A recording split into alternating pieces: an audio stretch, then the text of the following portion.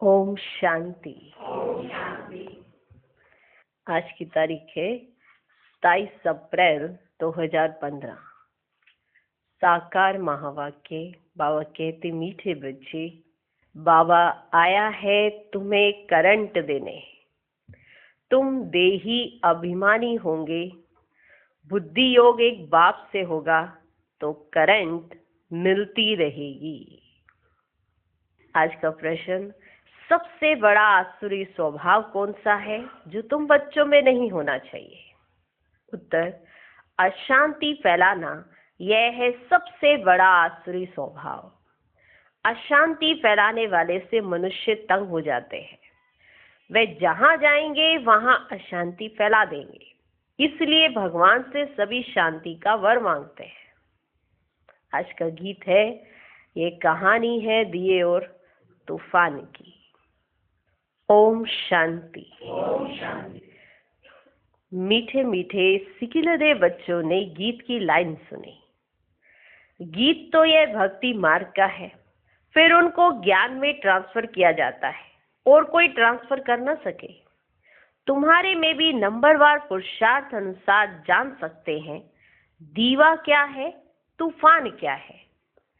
बच्चे जानते हैं आत्मा की जोत उझाई हुई है। अब बाप आए हैं जोत जगाने लिए। कोई मरते हैं तो भी दीवा जलाते हैं, उसकी बड़ी खबरदारी रखते हैं। समझते हैं दीवा अगर बुझ गया तो आत्मा को अंधियारे से जाना पड़ेगा, इसलिए दीवा जलाते हैं। अब सत्युग में तो ये बातें होती नहीं। वहां तो सोजरे में होंगे, भूख आदि की बात ही नहीं। वहां तो बड़े माल मिलते हैं। हाँ, तो बड़े माल मिलते हैं। यहाँ है घोर अंधियारा, छी दुनिया है ना। सब आत्माओं की ज्योति उझाई हुई है। सबसे जास्ती जोत तुम्हारी उझाई हुई है। खास तुम्हारे लिए ही बाप आते हैं। तुम्हारी जोत उझा गई है, अब करंट कहाँ से मिले? बच्चे जानते हैं करंट तो बाप से ही मिलेगी। करंट जोर होती है तो बल्ब में रोशनी तेज हो जाती है। अच्छी करंट है तो बल्ब में रोशनी तेज हो जाती है। तो अभी तुम करंट ले रहे हो बड़ी मशीन से। देखो, बॉम्बे जैसे शहर में कितने ढेर आदमी रहते हैं, कितनी जास्ती करंट चाहिए।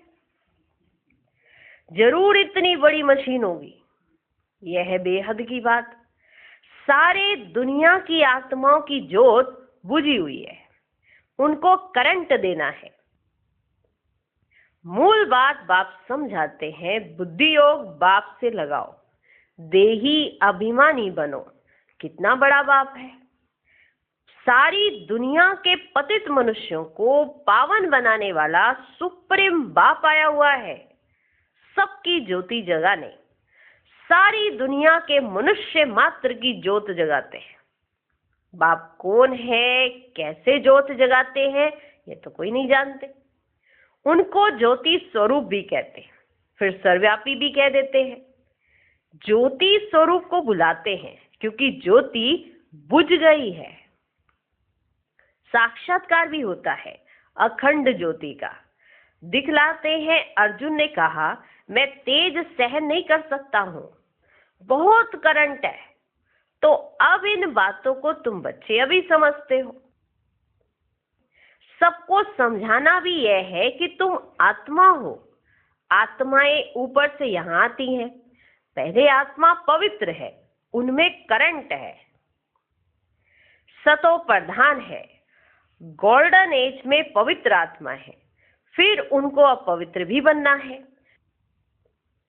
जब अपवित्र बनते हैं तब गॉड फादर को बुलाते हैं कि आकर लिबरेट करो, अर्थात दुख से मुक्त करो।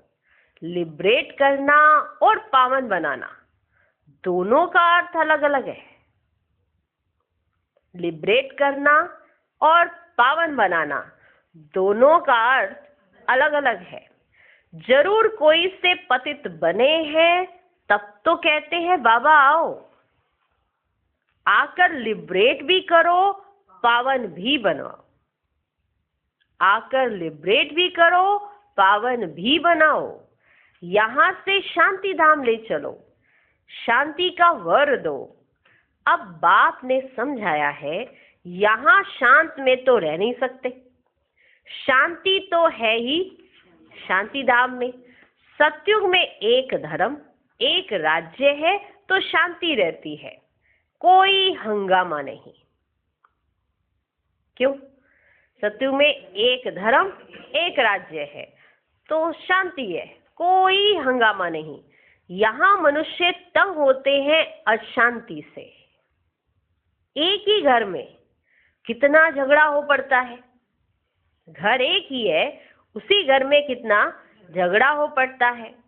समझो, स्त्री पुरुष का झगड़ा है तो माँ बाप, बच्चे, भाई बहन आदि सब तंग हो पड़ते हैं। अशांति वाला मनुष्य जहां जाएगा अशांति ही फैलाएगा, क्योंकि आसुरी स्वभाव है ना। अभी तुम जानते हो सतयुग है सुखधाम, वहां सुख और शांति दोनों है, और वहां तो सिर्फ शांति है। कहाँ? परम धाम में। उनको कहा जाता है स्वीट साइलेंस होम। मुक्ति धाम वालों को सिर्फ इतना ही समझाना होता है, तुमको मुक्ति चाहिए ना। मुक्ति धाम वालों को इतना ही समझाना है, तुमको मुक्ति चाहिए ना, तो बाप को याद करो। मुक्ति के बाद जीवन मुक्ति जरूर है। पहले जीवन मुक्त होते हैं, फिर जीवन बंद में आते हैं। सबको मालूम है ना, पहले मुक्ति धाम में जाते हैं, फिर जीवन मुक्त अवस्था में आते हैं, फिर जीवन बंद होते हैं। आधा आधा है ना।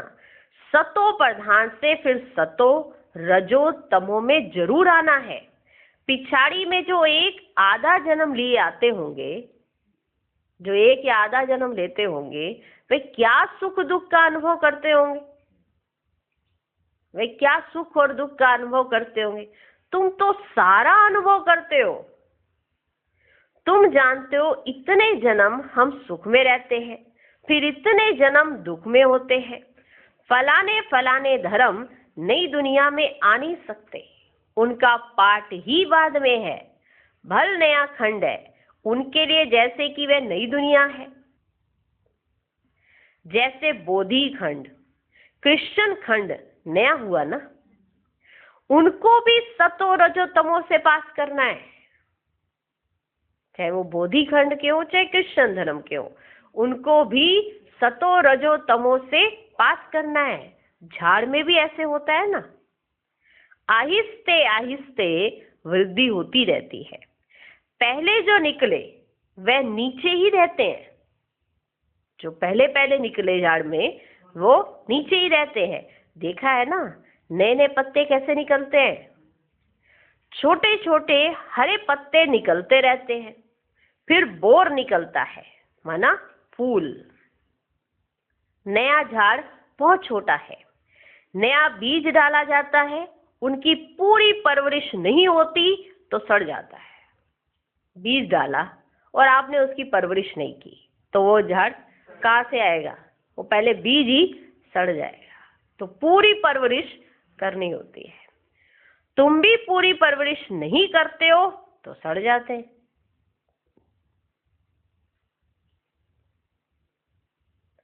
तुम भी पूरी परवरिश नहीं करते हो तो सड़ जाते हैं। बाप आकर मनुष्य से देवता बनाते हैं, फिर उसमें नंबरवार बनते हैं। राजधानी स्थापन होती है ना, बहुत फेल हो पड़ते हैं। बच्चों की जैसी अवस्था है, ऐसा प्यार बाप से मिलता है। जैसी अवस्था वैसा प्यार। बच्चों की जैसी अवस्था है, ऐसा प्यार बाप से मिलता है। कई बच्चों को बाहर से भी प्यार करना होता है। कोई कोई लिखते हैं, बाबा हम फेल हो गए, पतित बन गए, अब उनको कौन हाथ लगाएगा। वे बाप की दिल पर चढ़ नहीं सकते। पवित्र को ही बाबा वर्षा दे सकते हैं। पहले एक एक से पूरा समाचार पूछ पोता में लेते हैं। जैसी अवस्था वैसा प्यार, जैसी अवस्था वैसा प्यार।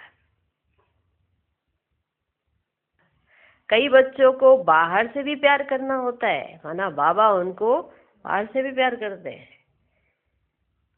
और कई अपना समाचार लिखते कि बाबा हम तो फेल हो गए, तो बाबा कहते अब उनको हाथ कौन लगाएगा, वे बाप की दिल पर चढ़ नहीं सकते। पवित्र को ही बाबा वर्षा दे सकते हैं। पहले एक एक से पूरा समाचार पूछ पोता में लेते हैं। जैसी अवस्था वैसा प्यार। बाहर से भल प्यार करेंगे, अंदर जानते हैं ये बिल्कुल ही बुद्धू है, सर्विस कर ही नहीं सकते। ख्याल तो रहता है ना, अज्ञान काल में बच्चा अच्छा कमाने वाला होता है तो बाप भी बहुत प्यार से मिलेगा। अज्ञान काल में भी अगर एक बच्चा अच्छा कमाता है और अच्छा सर्विसेबल है, अच्छा है, तो उसको प्यार भी बहुत मिलेगा। कोई इतना कमाने वाला नहीं होगा तो बाप का भी इतना प्यार नहीं रहता।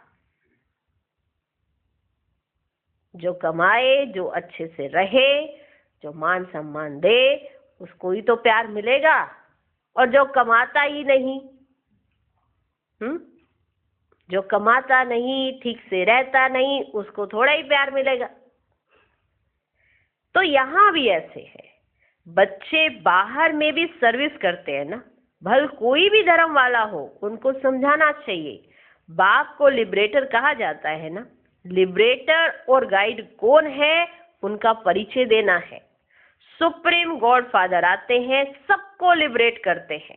बाप कहते तुम कितने पतित बन गए हो, प्योरिटी है ही नहीं, अब मुझे याद करो। बाप तो एवर प्योर है, बाकी सब पवित्र से अपवित्र जरूर बनते हैं। पुनर्जन्म लेते लेते उतरते आते हैं। इस समय सब पतित हैं, इस समय सब पतित है। इसलिए बाप राय देते हैं, बच्चे तुम मुझे याद करो तो पावन बन जाएंगे। अब मौत तो सामने खड़ा है, पुरानी दुनिया का अब अंत है। माया का पंप कितना है, इसलिए मनुष्य समझते हैं यह तो स्वर्ग है। एरोप्लेन, बिजलियां आदि क्या क्या है, यह है सब माया का पंप। ये अब खत्म होना है, फिर स्वर्ग की स्थापना हो जाएगी। यह बिजलियां आदि सब स्वर्ग में तो होते हैं, अब यह सब स्वर्ग में कैसे आएंगे? यहाँ की बिजलियां, यहाँ की नॉलेज स्वर्ग में कैसे जाएगी? यहाँ की बिजलियां स्वर्ग में कैसे जाएंगी? यह बिजलियां आदि सब स्वर्ग में तो होते हैं, अब यह सब स्वर्ग में कैसे आएंगे? जरूर जानकारी वाला चाहिए ना।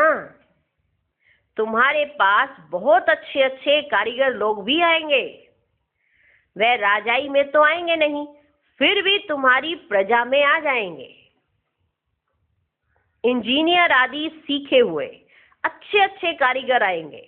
यह फैशन सारा बाहर विलायत से आता जाता है, तो बाहर वालों को भी तुम्हें शिव बाबा का परिचय देना है।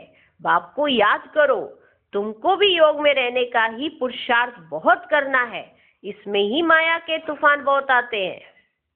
बाप सिर्फ कहते हैं मामेकम याद करो, ये तो अच्छी बात है ना।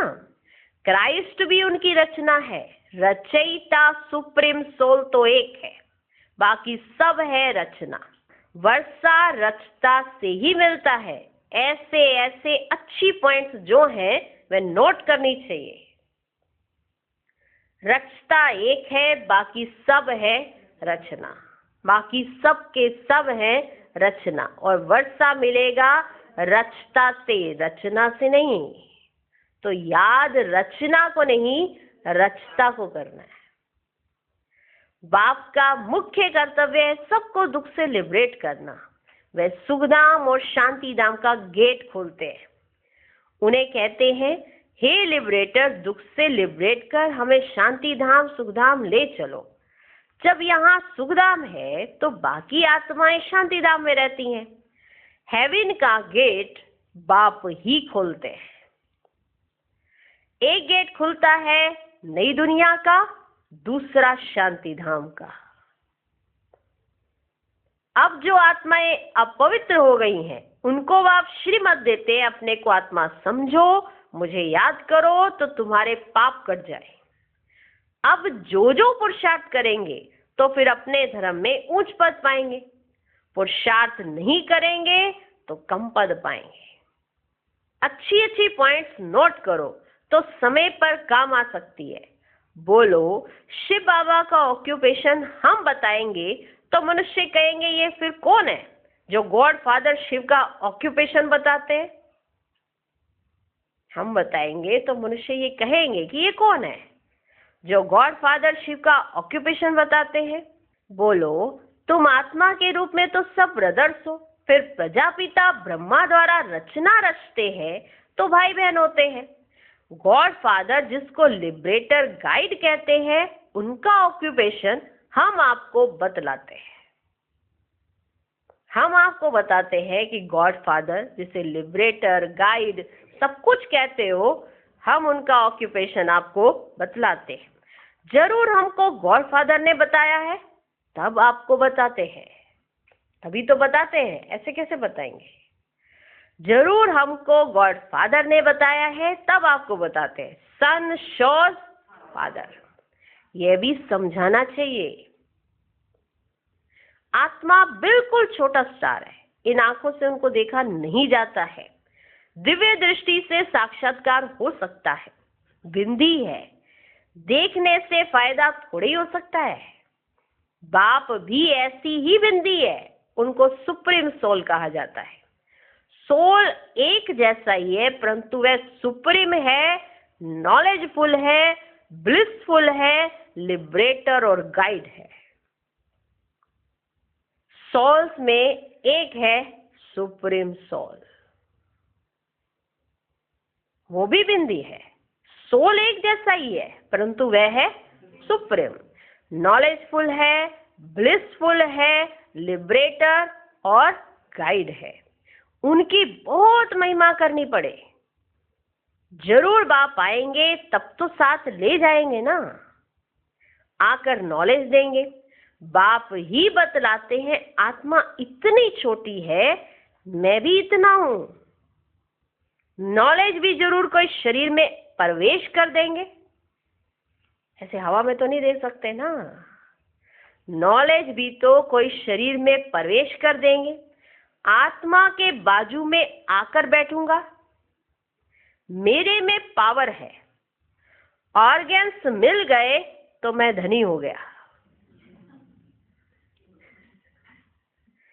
मेरे में पावर है। सुना बाबा कैसे हंसी से भी सब बातें सब राज समझा देते।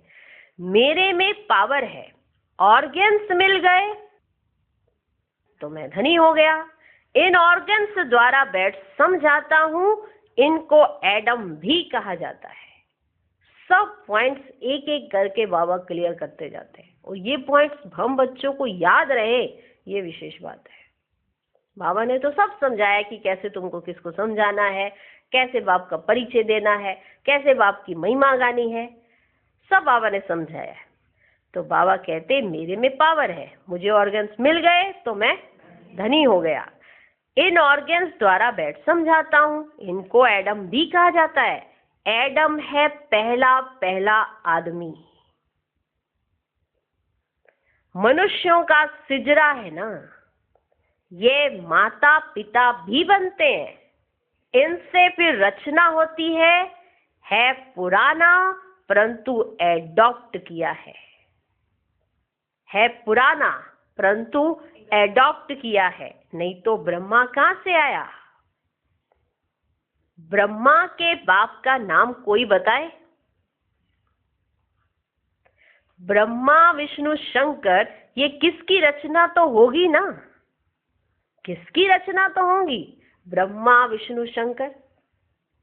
रचयिता तो एक ही है, बाप ने तो इनको एडॉप्ट किया है।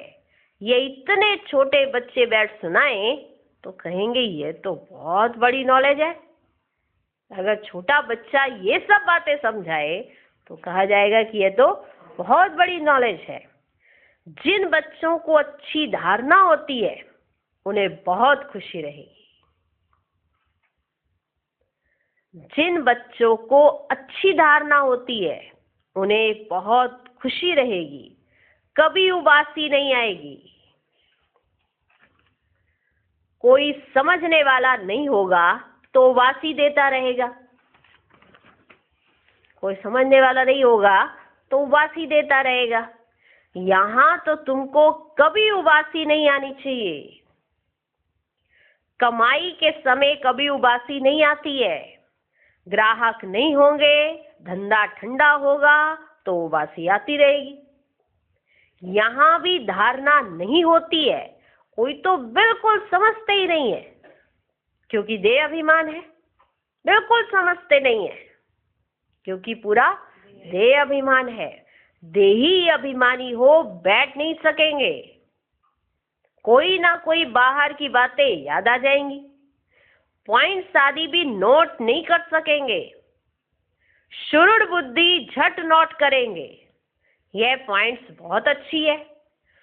स्टूडेंट्स की चलन भी टीचर को देखने में आती है ना। सेंसिबल टीचर की नजर सब तरफ फिरती रहती है, तब तो सर्टिफिकेट देते हैं पढ़ाई का। जो सेंसिबल टीचर होगा उसकी नजर सब तरफ फिरती रहती है, तभी तो सर्टिफिकेट देते हैं पढ़ाई का। मैनर्स का सर्टिफिकेट निकालते हैं, निकलता है ना करेक्टर सर्टिफिकेट। स्कूल छोड़ना होता है तब भी चाहिए, एडमिशन कराना है तब भी चाहिए क्या, कैरेक्टर सर्टिफिकेट कि ये बच्चा कैसा था स्कूल में, कैसी इसकी चलन थी। मैनर्स का सर्टिफिकेट निकालते हैं, कितना एब्सेंट रहा वह भी निकालते हैं। यहां तो भल प्रेजेंट होते हैं परंतु समझते कुछ नहीं, धारणा होती नहीं। डेली प्रेजेंट है पर समझते फिर भी कुछ नहीं। कोई कहते हैं बुद्धि डल है, धारणा नहीं होती, बाबा क्या करेंगे। कोई कहते हैं बुद्धि डल है, धारणा नहीं होती, बाबा क्या करेंगे। ये तुम्हारे कर्मों का हिसाब किताब है जो तुम्हारी बुद्धि ऐसी हो रही है। ये तुम्हारे कर्मों का हिसाब किताब है। बाप तो तदबीर एक ही कराते हैं, सबको एक जैसी तदबीर करा रहे हैं। तुम्हारी तकदीर में नहीं है तो क्या करेंगे। स्कूल में भी कोई पास कोई फेल होते हैं। यह है बेहद की पढ़ाई जो बेहद का बाप पढ़ाते हैं। और धर्म वाले गीता की बात नहीं समझेंगे, निसंदेह समझाना पड़ता है। ऐसे नहीं अमेरिका में गए और गीता का भगवान कौन वो समझाने लग गए वहां। आओ हम आपको समझाते हैं कि भगवान जो है भारत में ही आता है, गीता का भगवान कौन। उनको ये समझ ही नहीं, उन्होंने ना गीता देखी ना कुछ और देखा। उनको तो गॉड फादर से मतलब है, तो उन्हें गॉड फादर पर समझाना पड़े। तो इसलिए बाबा कहते हैं निसंदेह समझाना पड़ता है। पहले पहले ऊंच से ऊंच बाप का परिचय देना पड़ता है। वह कैसे लिबरेटर गाइड है। हेवन में ये विकार होते ही नहीं है। इस समय इनको कहा जाता है शैतानी राज्य। कौन सा राज्य है, शैतानी राज्य है। पुरानी दुनिया है ना, इनको गोल्डन एज नहीं कहेंगे। नई दुनिया थी अब पुरानी हुई है। बच्चों में जिनको सर्विस का शौक है तो पॉइंट्स नोट करना चाहिए। अच्छा, मीठे मीठे सिकिलधे बच्चों प्रति माता पिता बाप दादा का याद प्यार और गुड मॉर्निंग। रूहानी बाप की रूहानी बच्चों को नमस्ते। हम रूहानी बच्चों की भी रूहानी बाप को नमस्ते नमस्ते नमस्ते। Good morning good morning good morning. धारणा के लिए मुख्य सार। पहला पॉइंट, पढ़ाई में बहुत बहुत कमाई है, इसलिए कमाई खुशी खुशी से करनी है। पढ़ते समय कभी उबासी आदि ना आए। बुद्धि योग इधर उधर ना भटके। पॉइंट्स नोट कर धारणा करते रहो। दूसरा पॉइंट, पवित्र बन बाप के दिल का प्यार पाने का अधिकारी बनना है। सर्विस में होशियार बनना है। अच्छी कमाई करनी और करानी है। आज का वरदान, सदा सुखों के सागर में लवलीन रहने वाले अंतर्मुखी भव। कहा जाता है अंतर्मुखी सदा सुखी। जो बच्चे सदा अंतर्मुखी भव का वरदान प्राप्त कर लेते हैं वे बाप समान सदा सुख के सागर में लवलीन रहते हैं। सुखदाता के बच्चे स्वयं भी सुखदाता बन जाते हैं। सर्व आत्माओं को सुख का ही खजाना बांटते हैं। तो अब अंतर्मुखी बन ऐसी संपन्न मूर्ति बन जाओ जो आपके पास कोई भी किसी भी भावना से आए अपनी भावना संपन्न करके जाए। जैसे बाप के खजाने में अप्राप्त कोई वस्तु नहीं, वैसे आप भी बाप समान भरपूर बनो।